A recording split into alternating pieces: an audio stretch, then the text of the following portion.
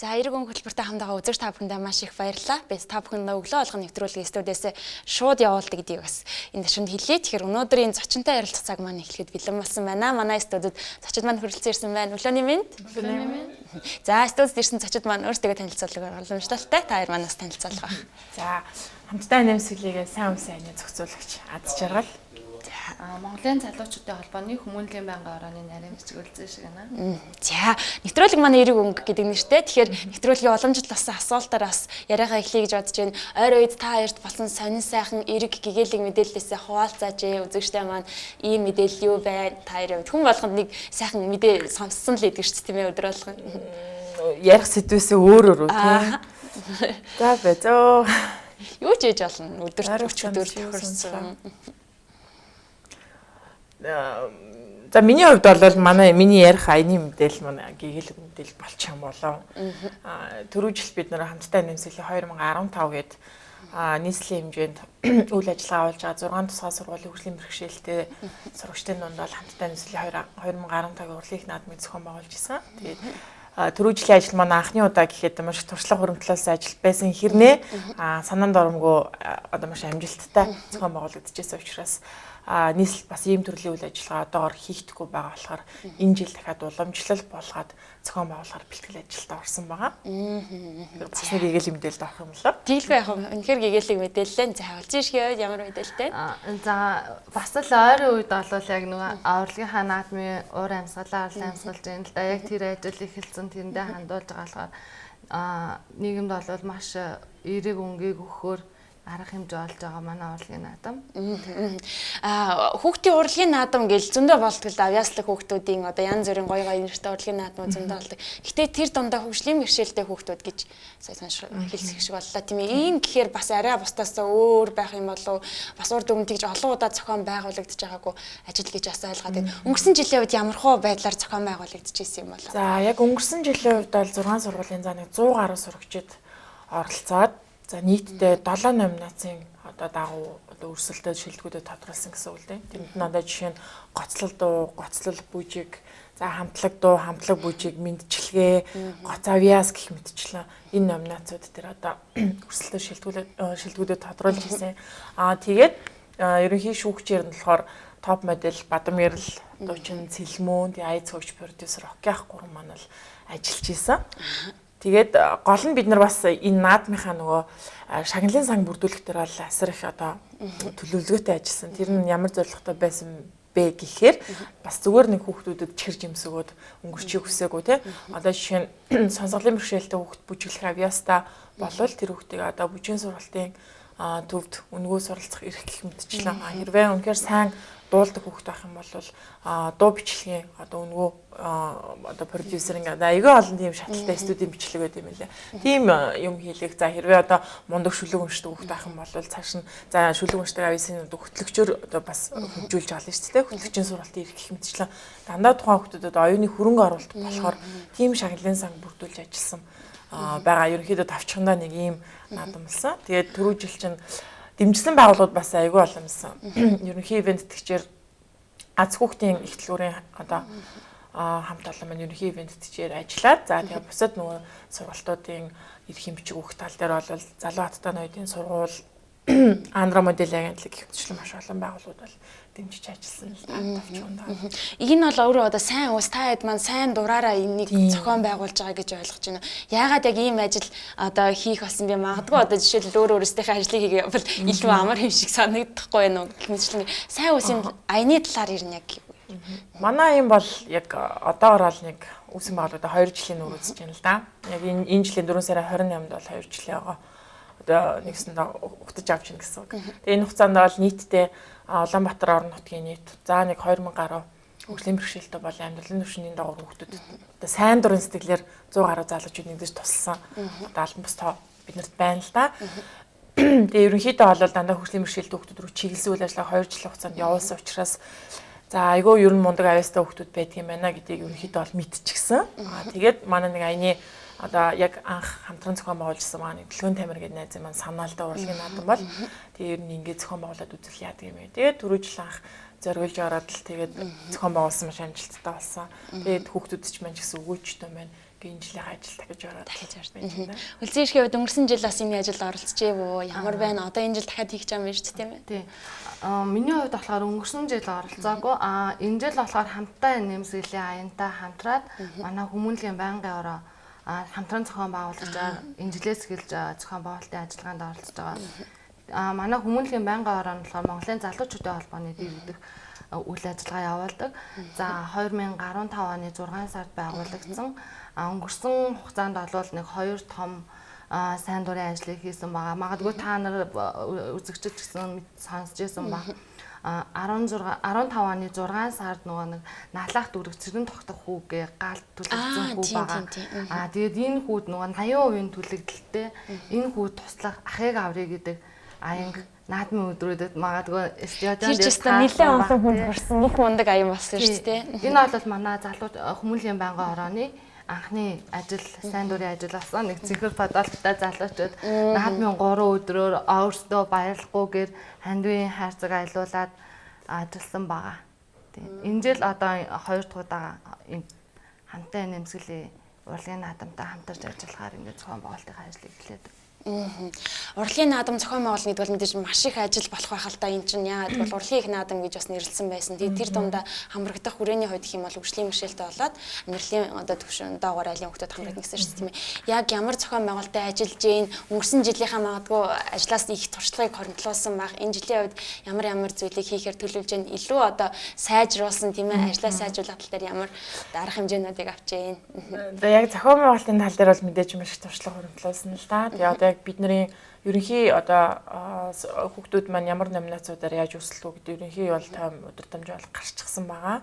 Одоо яг бидний яг нөгөө нэг одоо сэтгэл зүрхээ зориулж хэлэх ажил бол нөгөө хүүхдүүдийн маань шагналын сан бүрдүүлэх ажил байгаа л да. Зөв чухал ажил тийм. Тэгээд тэр ажилдаа одоо байгууллагуудтай эхнээс нь уулзаад л явж байна. Яг одоогийн байдлаар бол урлагийн наадмын маань ерөнхий бүх ингээд зураг авалт, бичлэг бүх зүйл нь бол студ 3 албасаар дэмжиж ажиллахаар болсон байна. За тухайн урлагийн наадмын одоо бүх сурвалжлага мэдээллийг хүргэхээр go цэгийн маань бас дэмжиж ажиллахаар одоогоор мэдгдсэн ба. Тэгээ бид нар эхнээсээ ерөнхийдөө бол байгууллагууд руу өсөлтөд явуулаад уулзаад л тэгэл аль болох бодит одоо шагналын сан бүрдүүлэх хичээж ажиллаж байгаа. Оролцогчдын хувьд тухайлбал бас яг хөгжлийн бэрхшээлтэй хүүхдүүд урлагийн наадамд өөрсдөө бэлдээд орно. Мэдээж тэд нар бол маш олон авьяастай мундаг хүүхдүүд байгаа. Гэхдээ жишээлбэл бэлдүүлэхэд ямар нэгэн байдлаар одоо асуудал гарах ч юм уу эцэгчүүдийн дэмжлэг туслалцаа бас тэр нь маш их хэрэгтэй болох байх л та. Тэгэхээр хүүхдүүдэд аль болох олон хүүхдийг хамруулах тал дээр ямар ажлыг зохион байгуулж байгаа вэ? За ерөнхийдөө бол тэр хүүхдүүд за бараг түрүү жилийн урлагийн наадмаас харах юм бол санаанд оромгүй өөрсдөө ингээд маш сайн бэлтгэл ажиллаа хангацчихсан.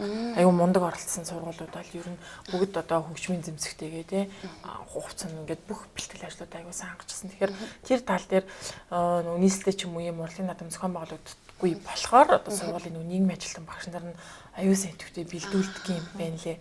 Тэгээд ерөнхийдөө урлагийн наадмын яг бэлтгэл ажлыг бас сургуулиудын багш нарт нь бол өөрсдөд нь бол хариуцуулчихдээ. Олон хүүхд хамрагдах тал дээр гэх юм бол түрүү жил бол бид нар хил хамгаалах ерөнхий газрын урлагийн танхимд хийжсэн. За нэг үзэгчдийн 300 гаруй судалтай танхим штэ. Тэгээд тэрэн дээр за яг нэг бас мэдээж бид нар чинь сайн дураар хийж байгаа ч гэсэн нэг бас үйл ажиллагааны маань зохион байгуулалтад нэг жоохон урсгал зарлагаар тий тэрийгэ бүрдүүлэхэд бол 2999 төгрөгөөр нэг 200 судал илүү тэгээ нэг тасалбар хийвлэж зарж үтсэн. Гэхдээ хүмүүс авсан ч гэсэн хөгжлийн бэрхшээлтэй хүүхдийн урлагийн наадам гэхлээр нөгөө тасалбар авсан хэрнээ заахыг хямдхан л да. Тэгээ тасалбар авсан хэрнээ ирж үтсэн айгу цөөхөн байсан л. Тэгэхээр энэ жил бид нар за угаасаа ер нь юу юм бэ?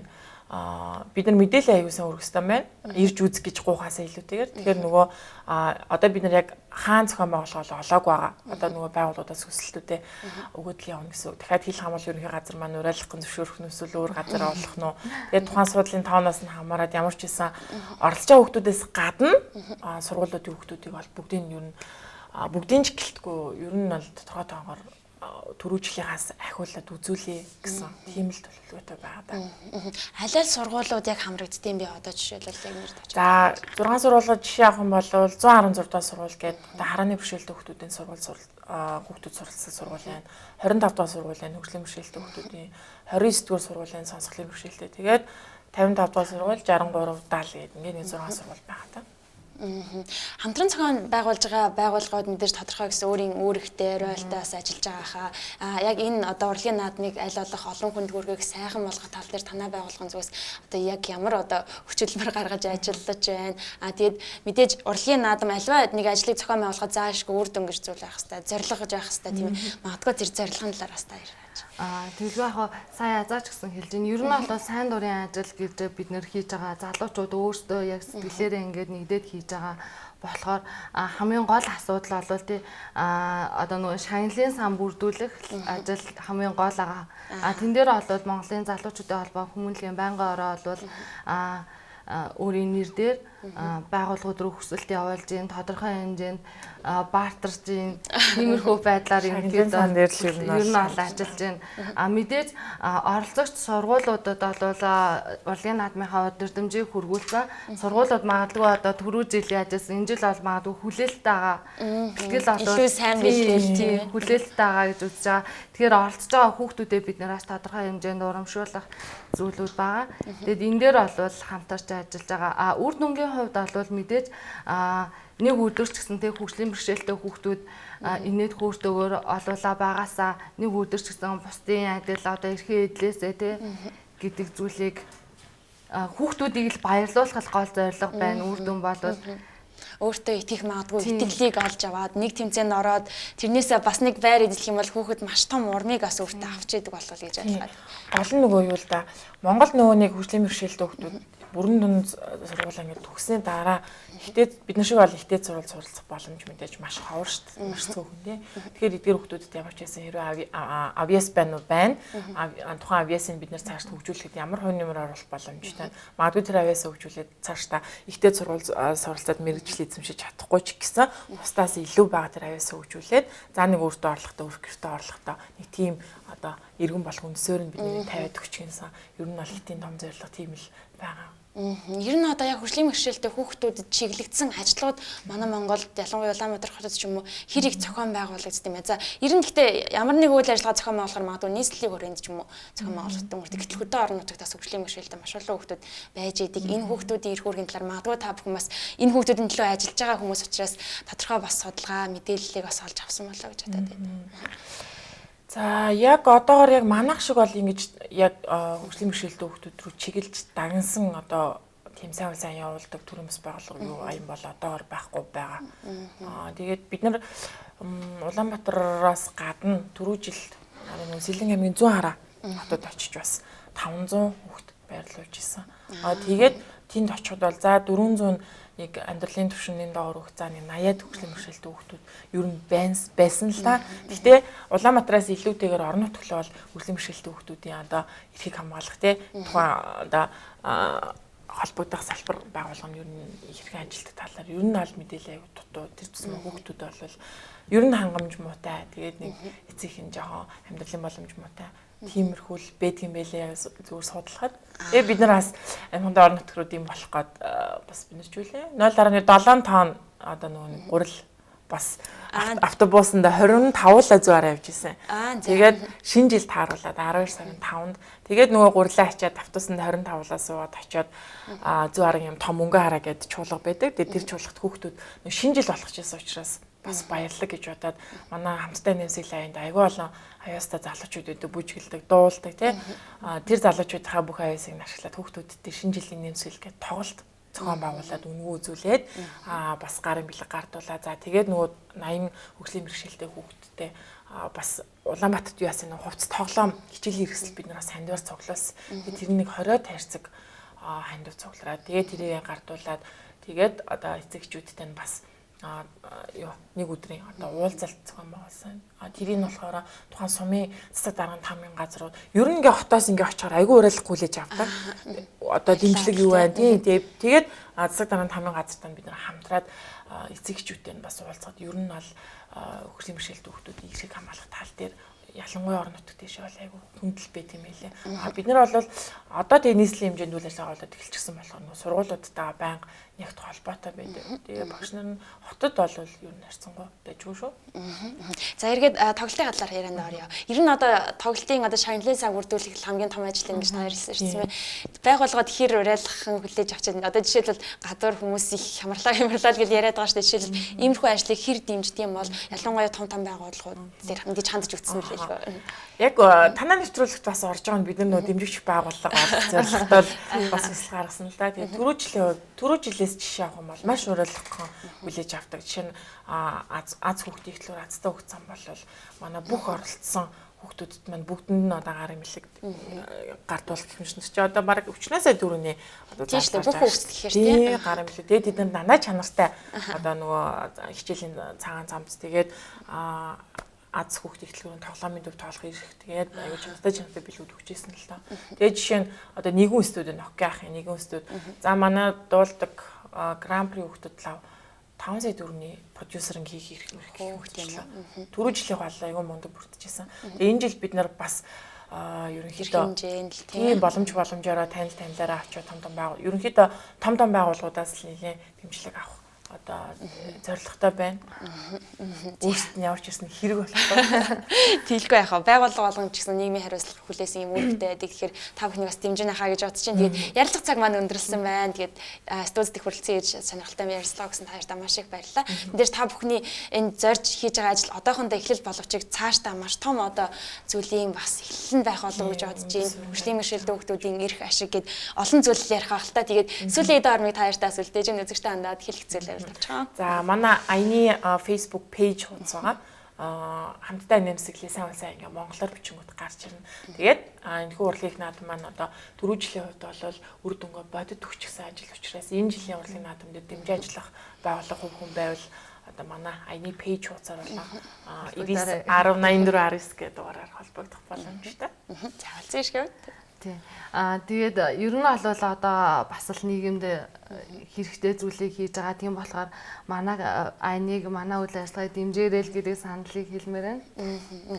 За баярлалаа. Тэгээд залуу хүмүүс гэхээрээ л одоо зөвхөн хоошоо суусан гэл залуу хүмүүст одоо тодтголтой муу нэрнүүд их олон шүү дээ. Гэхдээ тэрэн дундаас маш сайн зүйлийг хийж байгаа нийгмийнхаа сайн сайхны төлөө хамтдаа нэгдээд ажиллаж байгаа маш олон залуучууд байдаг юм шүү гэдгийг бас нэвтрүүлгийнхаа төгсгөл та бүхэндээ хэлье. Тэгээд өнөөдрийн ярилцлаганд ирсэн таашдаа баярлалаа. Ажлын амжилт хүсье. Баярлалаа. За үзэгчтэй харин бид та бүхэндээ үргэлжлүүлээд марлынхаа болон хүргэж байна. Марл манаас өнөөдөр өөрийн гэсэн зочинтой байгаа. Та бүхэн марлын одоо загварын болон хөлөө авчихсан.